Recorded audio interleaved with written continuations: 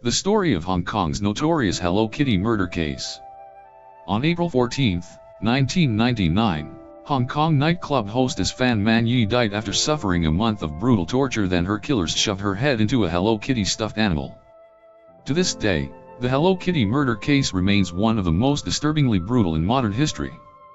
On March 17, 1999, Hong Kong Triad member Chan Man Lok and his accomplices kidnapped 23-year-old nightclub hostess Fan Man Yi from her home, then slowly tortured her to death inside an apartment in the Tsim Sha Tsui district until she finally succumbed on April 14. And the world may never have known about it at all if not for one chilling visit to a Hong Kong police station from a young girl. In May of 1999, a 14-year-old girl made her way to a Hong Kong police station.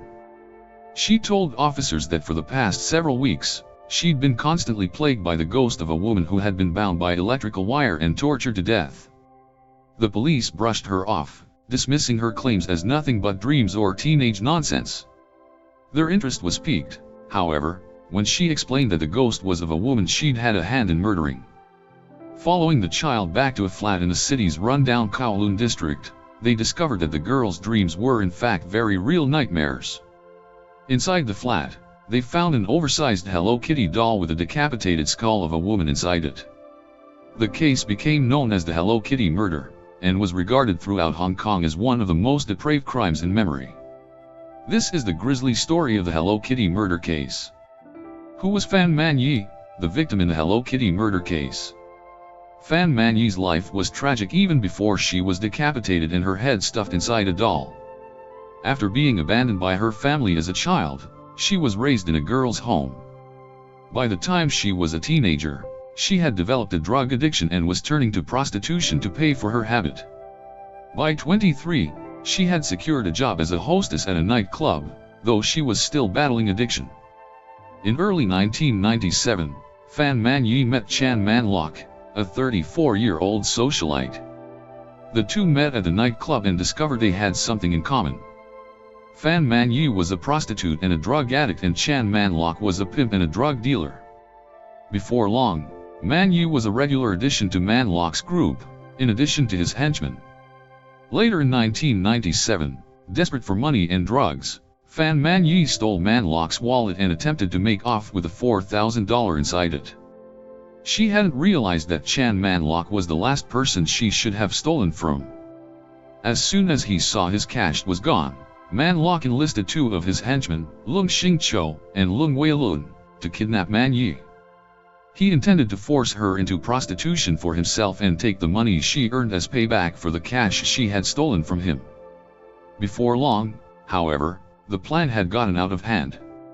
The drug lord and his henchmen soon decided that simply prostituting Fan Man Yi wasn't going to be enough, and began torturing her.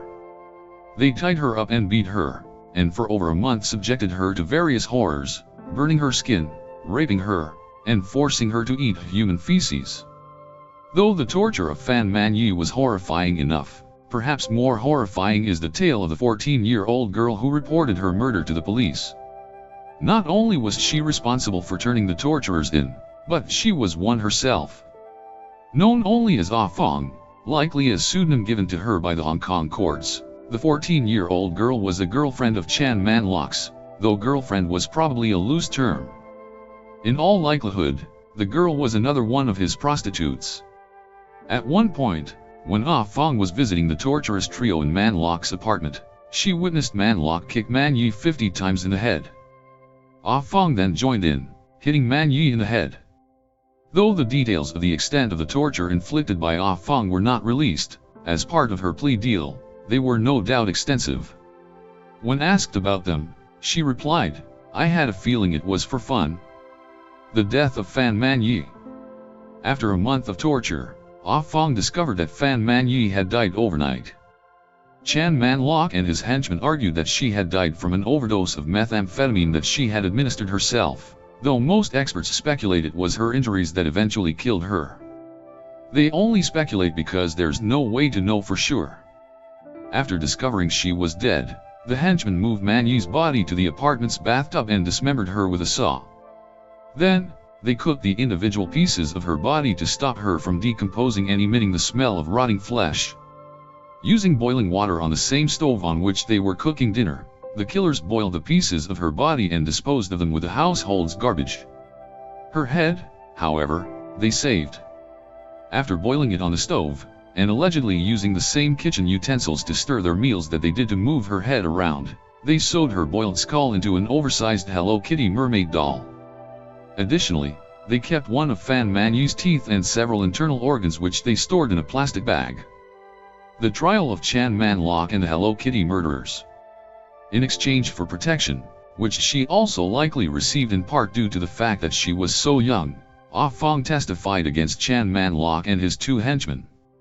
In an attempt to rid herself of the haunting she claimed to be experiencing, she detailed the torture that the three men put Fan Manyi through. Though the story was so disturbing, many felt it could not possibly be true. The evidence uncovered by police was damning and disturbing. The apartment in which Manyi had been tortured was full of Hello Kitty memorabilia, from sheets and curtains to towels and silverware. Furthermore, the body part trophies taken from Manyi were found inside, with evidence that all three men had interacted with them. Unfortunately, due to the state of Fan Manyi's remaining body parts, the police and medical examiners were unable to determine a cause of death. There was no doubt that she had experienced indescribable torture, and that the three men had inflicted much of the damage to her body, but there was no way to tell whether a drug overdose or the torture was to blame. As a result, the three were convicted not of murder, but manslaughter, as the jury believed that though they had caused her death, death was not the intent. The charge left Hong Kong's public reeling from the Hello Kitty murder case, but the trio was sentenced to life in prison, with the possibility of parole in 20 years.